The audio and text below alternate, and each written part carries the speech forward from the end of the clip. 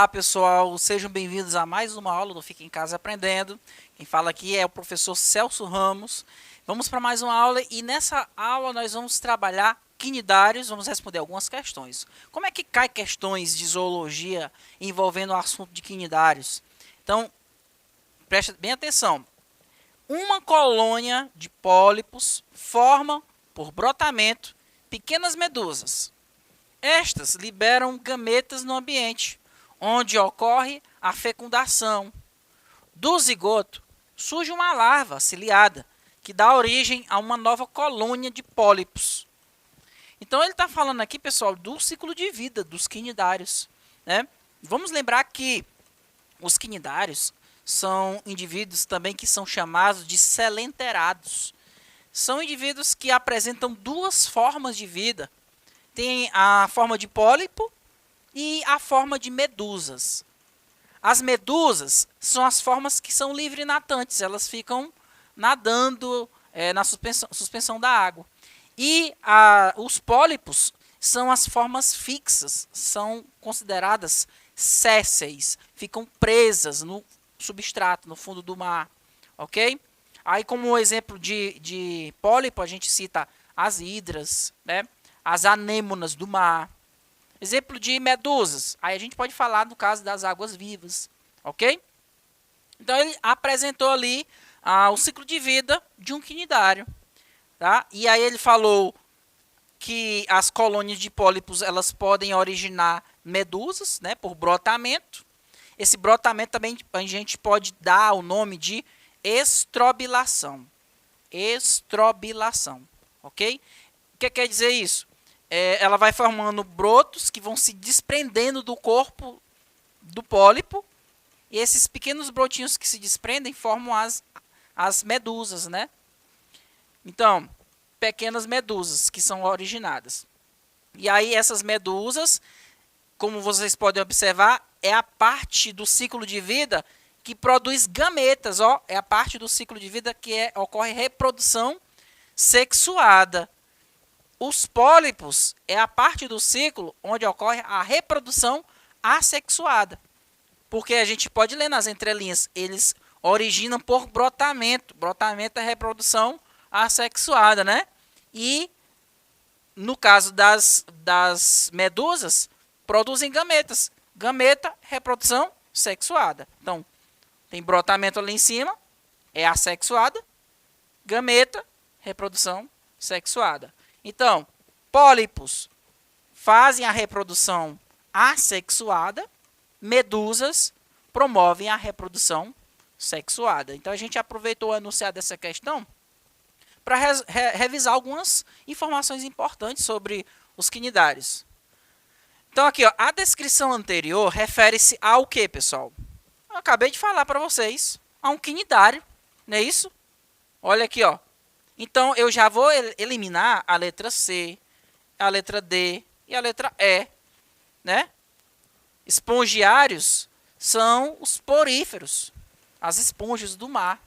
Então, não tem nada a ver com quinidário, ok? Plateuminte é um outro filo que a gente ainda vai estudar, são os vermes achatados. Então, a gente fica entre a letra A e a letra B. Que ele fala aqui, a letra A, que está falando de quinidário, que apresenta alternância de gerações. E a letra B diz que é quinidário, que apresenta exclusivamente reprodução sexuada. Não vai ser a letra B, porque lá na própria questão ele falou de brotamento, que é reprodução assexuada, e falou de gameta, que é reprodução sexuada. Então, ele não vai ter exclusivamente reprodução sexuada, vai ter os dois. Então, por eliminação, a gente chega à conclusão que vai ser a alternativa aqui, a letra A. É a alternativa correta. Os quinidários apresentam alternância de gerações. Ou seja, durante o ciclo de vida do animal, eu vou ter uma hora em que vai ocorrer a formação de indivíduos de pólipos, como o próprio enunciado falou, e vai ter a forma de medusas, tá? Medusa. Então, alternância de gerações de pólipo, medusa. Aqui é metagênese. Metagênese quer dizer alternância de gerações. Nesse caso, pessoal, não é a mesma metagênese que acontece nas plantas. Lá nas plantas a gente tinha alternância de geração. Lá eu tinha um indivíduo que é haploide e o indivíduo que é diploide. O indivíduo haploide lá nas plantas é o gametófito. E o indivíduo diploide nas plantas é o esporófito. Aqui não tem a ver com o nível de ploidia, né? Que é a quantidade de cromossomos presente. Aqui tem a ver com a forma mesmo, morfológica, a forma corporal desses indivíduos. Tá bom? Próxima questão. Então tá aqui, ó. Antes da gente só... Isso aqui é apenas para a gente frisar o que a gente já falou na questão anterior. Isso aqui é a metagênese, né? Eu tenho a forma poliploide, que é fixa no substrato, forma pequenos brotos, né? Esses pequenos brotos são chamados de éfiras imaturas, que vão se desprendendo do corpo do animal e vai dando origem a pequenas medusas, né? Que são águas vivas. E elas vão, quando chega a idade adulta, elas produzem gametas, promovem a reprodução sexuada. Quando esses gametas se fecundam, ocorre a formação de uma pequena larva, que é chamada de plânula. Essa plânula ela vai nadar e vai chegar, quando ela chegar a uma determinada época da sua idade, ela vai se fixar em um substrato. Pode ser o fundo do mar, pode ser um tronco de uma árvore que está caída, sei lá. E aí ela vai formar o pólipo que vai chegar na sua idade adulta. Tá certo? Agora sim, próxima questão. Os quinidários são animais de estrutura corporal relativamente simples e de hábito predador. O quinidócito é a principal estrutura que reúne os organismos neste filo e é utilizada no ataque e na defesa. Marque a alternativa que melhor define este tipo de célula.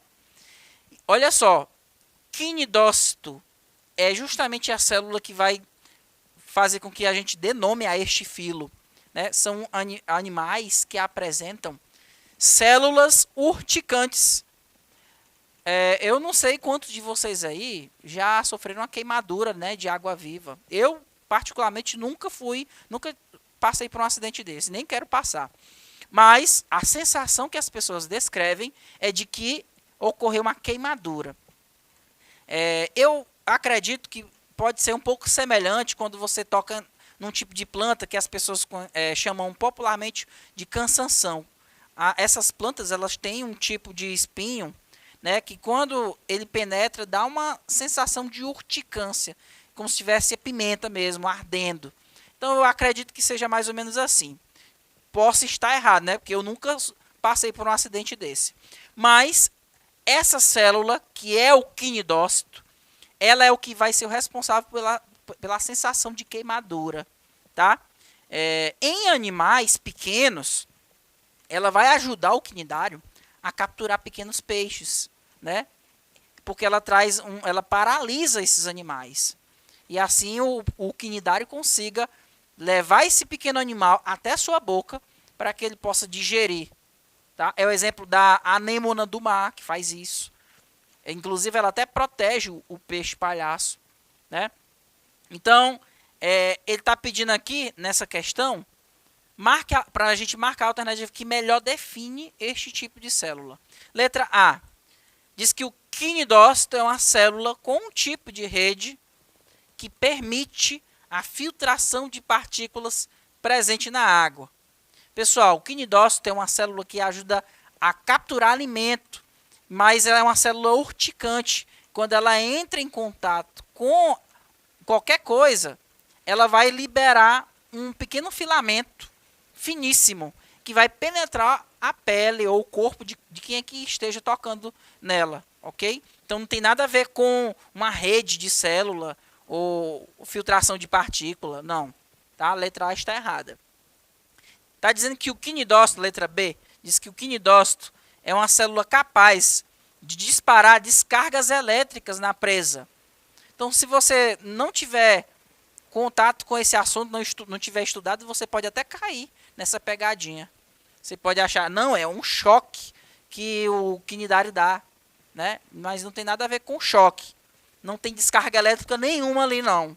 Tá certo? Então, a letra B não vai ser. Letra C. Diz que o quinidócito é uma célula que produz muco adesivo que permite a captura de alimento. Também não tem a ver com o grude ou um muco que vai prender um animal. Não. A letra D. Célula que contém uma cápsula cheia de líquido urticante e um filamento protátil. Aí sim, é realmente uma célula. No interior dela tem um filamento finíssimo, que quando você toca nela, ela vai disparar esse filamento, que é como se fosse um pequeno espinho muito fino, e ele penetra no corpo de quem entrar em contato com ele e libera esse líquido sim, o líquido urticante, que causa essa sensação de queimadura. Inclusive as pessoas que passam por um acidente como esse, é aconselhável que ele lave com a própria água do mar, tá certo? Para poder tentar trazer um pouco do alívio.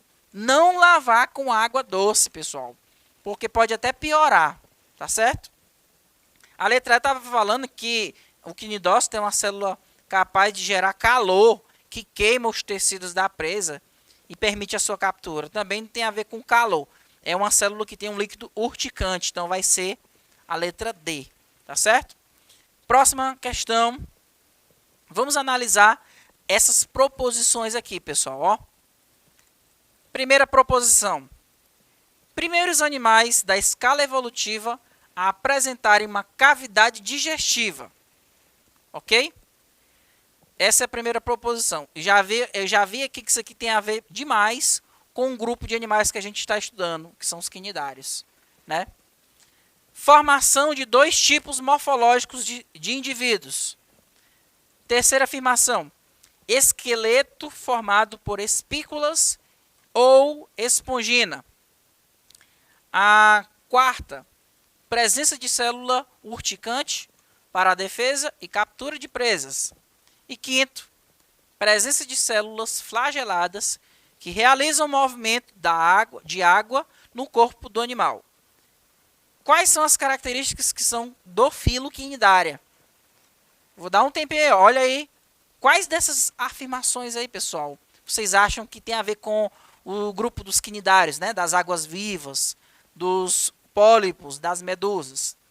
Então, a primeira afirmativa aqui, eu já vi que de cara ela tem muito a ver com os quinidários. Ó, eles são os primeiros animais da escala evolutiva a apresentarem uma cavidade digestiva. Inclusive, os quinidários, eles também apresentam um nome chamado de selenterado. Pois é, eles apresentam o selêntero. Selêntero é a cavidade digestiva, certo? Então, se você abrir um quinidário, você vai ver que ele tem um espaço no interior dele, que é uma cavidade que tem a função de promover a digestão, tá? Então, essa é uma característica, sim, dos quinidários, tá? A primeira já está envolvida aqui, do filo quinidária. A primeira é verdadeira.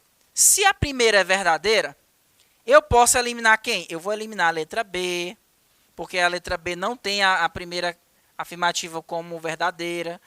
Eu vou eliminar a letra C também, porque não tem a primeira como verdadeira. E vou eliminar a letra D, certo? Por eliminação a gente já consegue chegar a um norte, ó. Então eu vou ficar entre a letra A e a letra E. Vamos para a segunda afirmativa. Formação de dois tipos morfológicos de indivíduos. É uma característica dos quinidários, pessoal? Com certeza. Vamos lembrar que os quinidários apresentam uma forma de pólipo, que é uma forma fixa, céssio, presa ao substrato, e eu tenho uma forma de medusa, ou forma medusoide, que é uma forma livre natante. É o exemplo das águas vivas, ok? Então, eu tenho, sim, formação de dois tipos morfológicos de indivíduos no filo quinidária, tá? Segunda afirmativa, verdadeiro. Se a segunda afirmativa é verdadeira, a gente ainda fica entre a letra A e a letra E. Vamos para a terceira. Esqueleto formado por espículas ou espongina. Vamos lembrar, olha ali ó, o nome espongina, tem a ver com o quê? Esponja. Então, se é esponja, não tem nada a ver com quinidário, tem a ver com quem? Com os poríferos, né? Poríferos. Então, a gente está falando de quem? De quinidário, não vai ser a letra, não vai ser essa terceira, não vai ser verdadeira, ela vai ser falsa. Se a terceira é falsa, eu já chego à conclusão que a letra E vai ser eliminada, porque ele tinha a terceira como verdadeira. Então, por eliminação, não precisou nem eu ler as outras afirmativas, eu já cheguei à conclusão que é a letra A, tá certo? Mas a gente está aqui para analisar e ver se as outras alternativas são verdadeiras ou falsas. Mas se fosse você lá na prova do Enem respondendo, você não iria perder mais tempo nessa questão, já iria logo para outra questão, tá certo? Mas a gente vai continuar. A quarta afirmativa diz que a presença de célula urticante para defesa e captura de presa. Com certeza, essa célula ela é chamada de quinidócito, né? Quinidócito ou quinidoblasto. Você pode encontrar dois nomes para uma mesma estrutura. Em biologia é assim, às vezes a gente tem para uma mesma coisa vários nomes. Então, eu tenho quinidócito, eu tenho quinidoblasto, ok? E aproveitando essa mesma informação, eu posso dizer também para vocês que dentro do quinidócito tem o filamento fino, né? Que é chamado de nematócito. Nematócito. Uma outra informação. Nematócito tem um outro nome, que é também chamado de nematocisto. Olha só, uma mesma estrutura com dois nomes diferentes, tá? Então, a quarta afirmação tá certo, né? Vai ser a letra A, já até marquei ali, a alternativa correta. Então, essa quarta afirmativa aqui é verdadeira. A quinta, presença de célula flagelada, que realiza movimento de água no corpo do animal. Aí não. Essa célula flagelada, que faz com que a água se movimente no corpo do animal, isso vai existir aonde? Nas esponjas. Essa célula é chamada de coanócito. Coanócito, tá? Ela tem um filamento que fica se movimentando o tempo todo para fazer com que a água entre para dentro do corpo da esponja, tá? Não existe aqui isso em quinidários, tá bom? Próxima questão. Essa próxima questão aqui, pessoal, ó, bem simples, fala o seguinte: a digestão dos quinidários ocorre, vamos lá, nos meios intra e extracelular, no meio extracelular, no celoma anterior, no meio intracelular ou no celoma posterior. Então, o que ele está querendo saber dessa questão?